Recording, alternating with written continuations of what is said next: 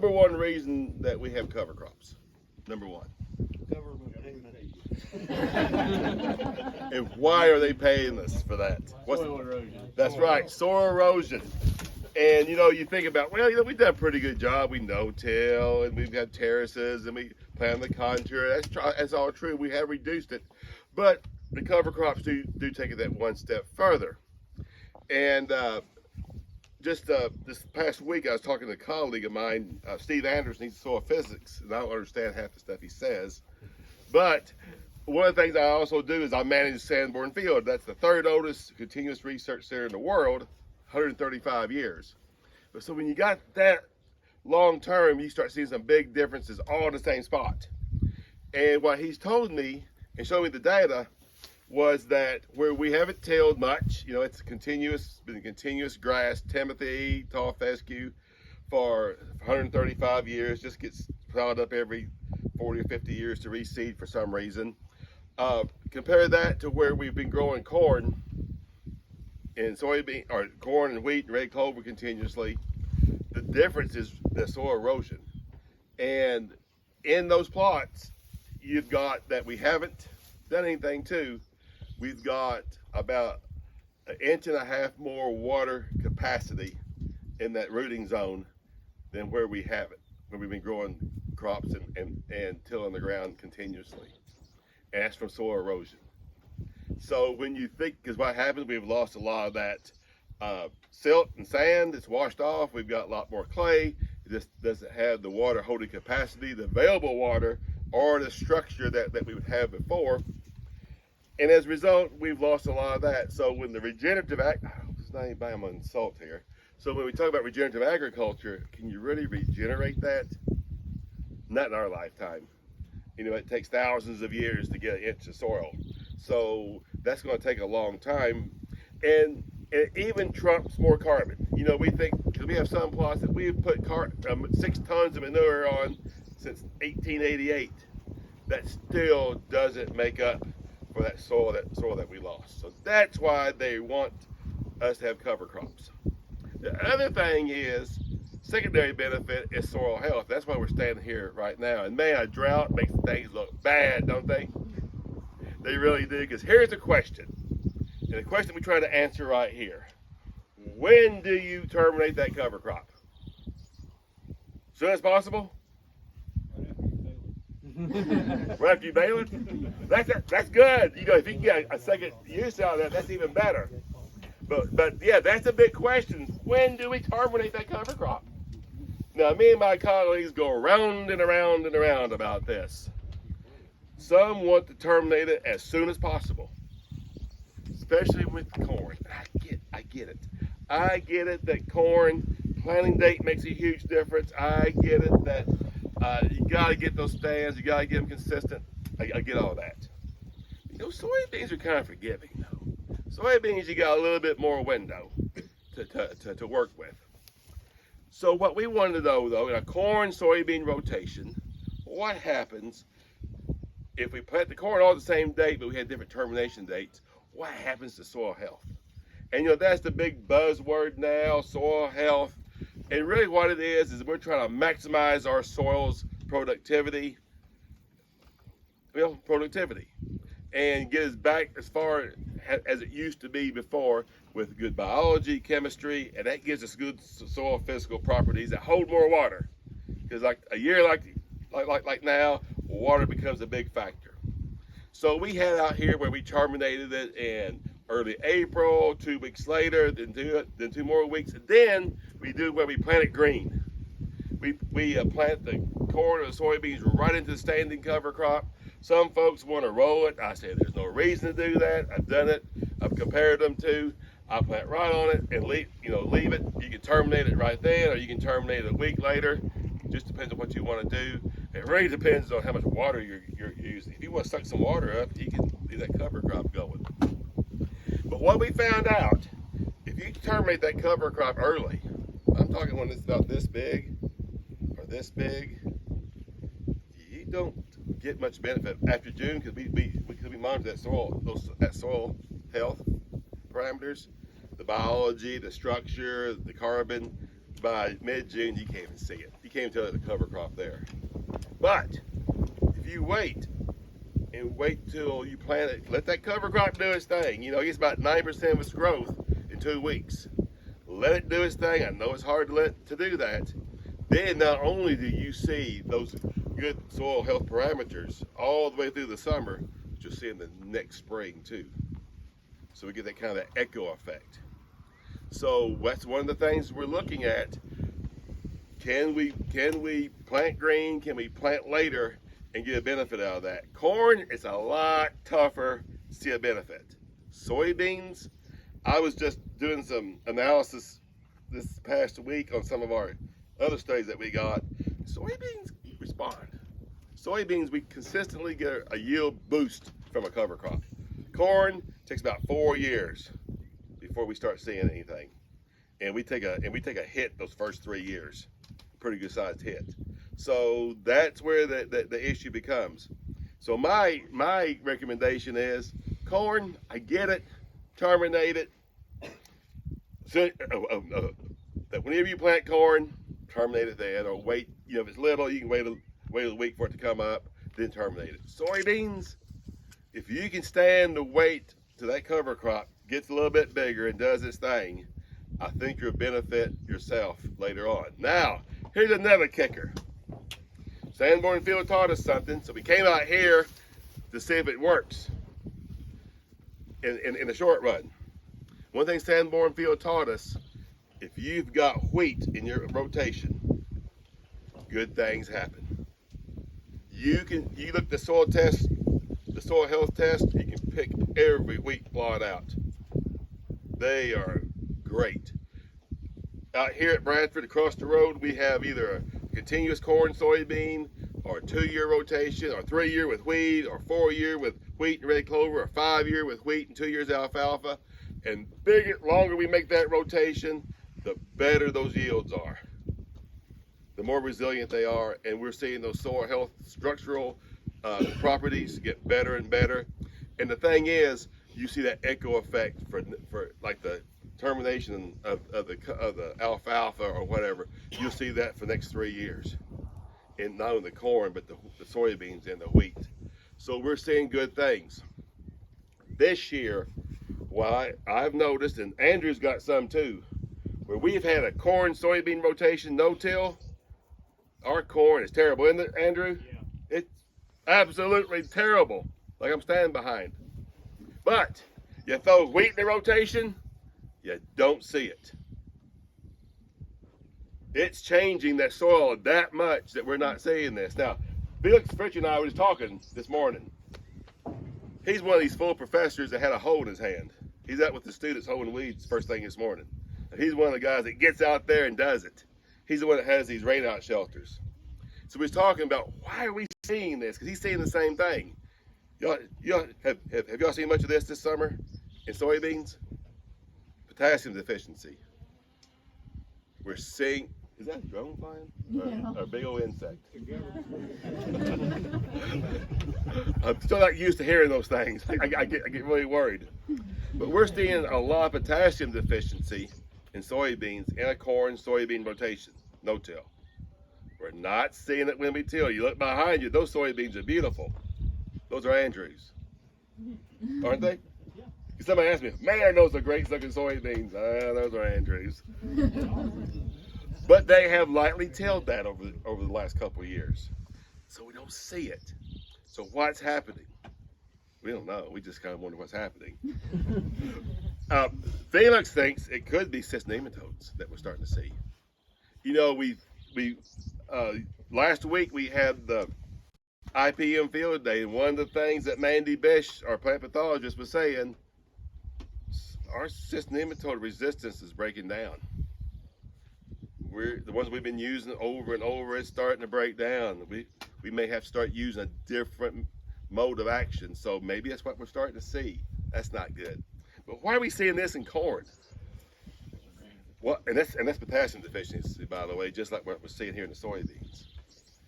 Apparently, the roots, the nodal roots just aren't getting into the soil very deep. And potassium uptake, it's carried in the water, And you got to have the root mass for it to intercept. And we just don't have it this year. Not enough water in the top and not enough roots in the top, so we're not getting it. But isn't it interesting? We're getting it in our wheat in our rotation because it's changing the soil structure that much.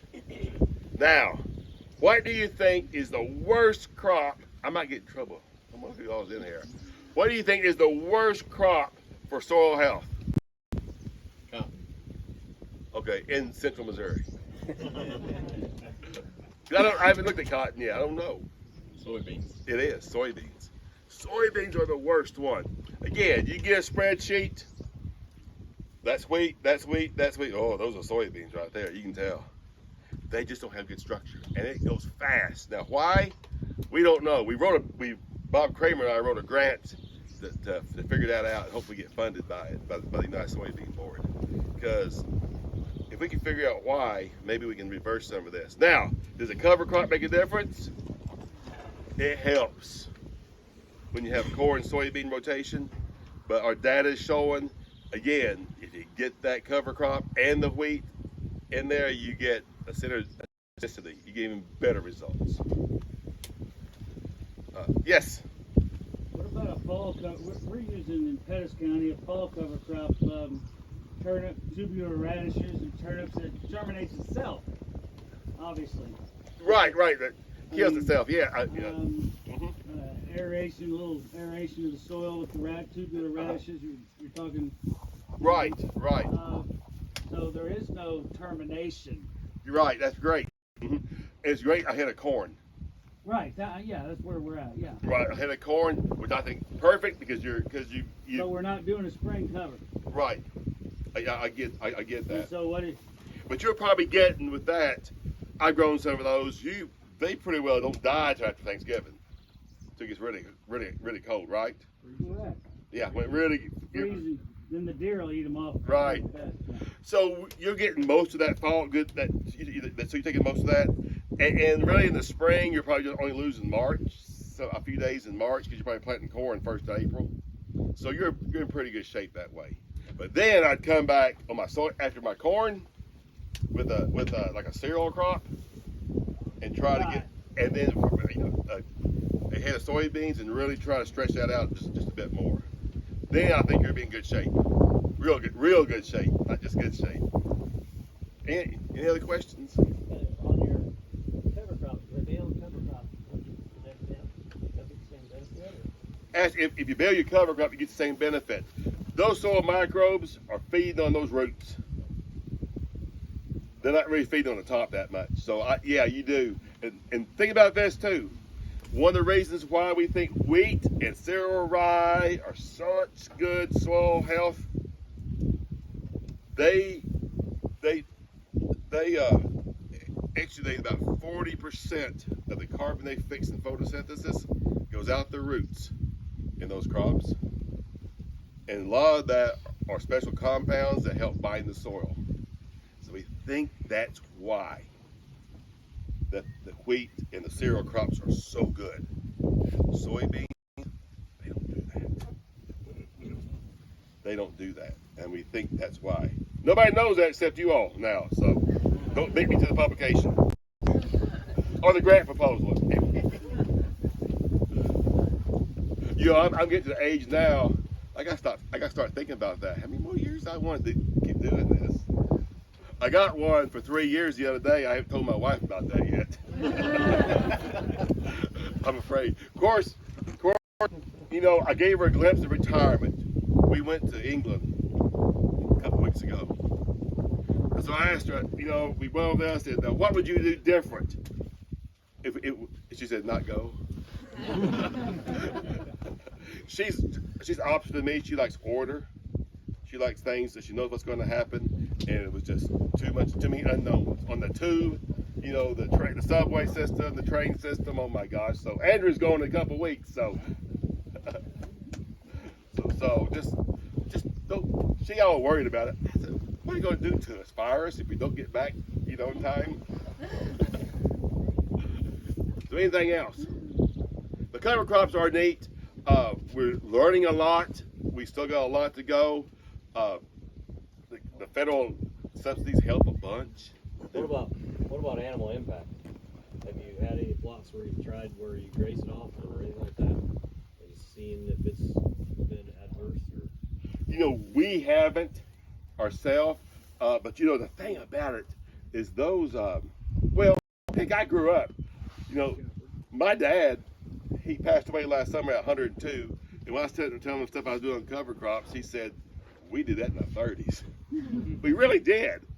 And when I was a kid, I remember grazing winter wheat and cereal rye in the wintertime. And if you want to keep it, you just pull them off early. You know, we pulled them off at the end of February. But the quality of those cereal crops in the winter are pretty darn good, about 20% crude protein. So they're really good. So, and most people that say, I'll plant cover crops if I can get something else out of them, like grazing. And that's what we got to look for. That's where it really come in handy. Is clover better for a cover crop than some of your cereal rice? You know, surprisingly, red clover and wheat were about the same. Because I don't think the legumes, like I was talking about, do as much to that. They provide nitrogen, but they don't really give you that structure as much as the cereal rye does, or the cereal, or any of the cereals do. Yeah, I was a little surprised with that myself. I thought they would. And actually, but red clover is better than alfalfa, from what we've seen out here. It really is. Red clover is pretty good stuff. Have you done much with oats? Oats. What I like about oats, I always tell people, if you're just starting on cover crops, plant spring oats in the winter, because it does what you're talking about. It kills itself. Winter kills, you don't have to worry about it. But oats is good. Oats is just as good as any of them as far as building soil health. It really is.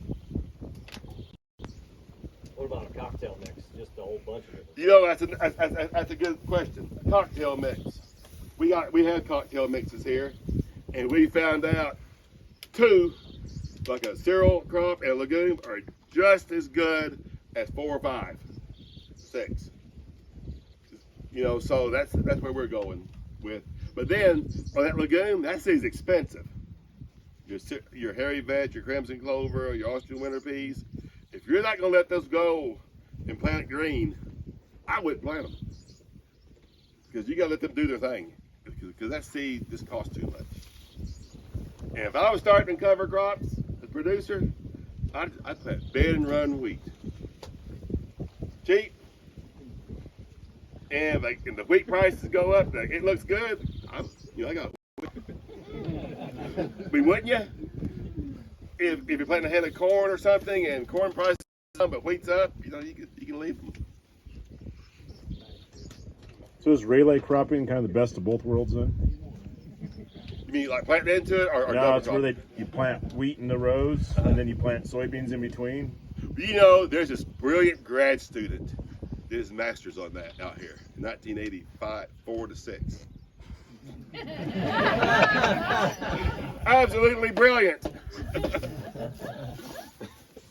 It is. Now, we didn't know what the heck we were doing in the mid-'80s. We didn't have, you know, GMO soybeans, you know, for weed control and stuff. And by the time I figured out how to get them planted right, I was done. You know, but the technology now, yeah, it really is. Especially as you start moving north. See, when we did that in the mid-'80s, like Cape Girardeau, Missouri, was we cut off and double cropping soybeans. Now it's really pushed north, because we got wheat maturities and longer growing seasons. Any other questions? I can decide what I want to do after this. Hoe weeds, spray weeds, or go to my office. Or mow alleys. Andrew, what should I do? You know, sometimes when I can't decide, I say, Andrew, what should I go do? Oh, man. Last thing I wanted to do. What's that? It's hoeing. I told the students, that's my hobby, hoeing. It's kind of fun, kind of relaxing. Just get off in your own little world. Think your frustrations out.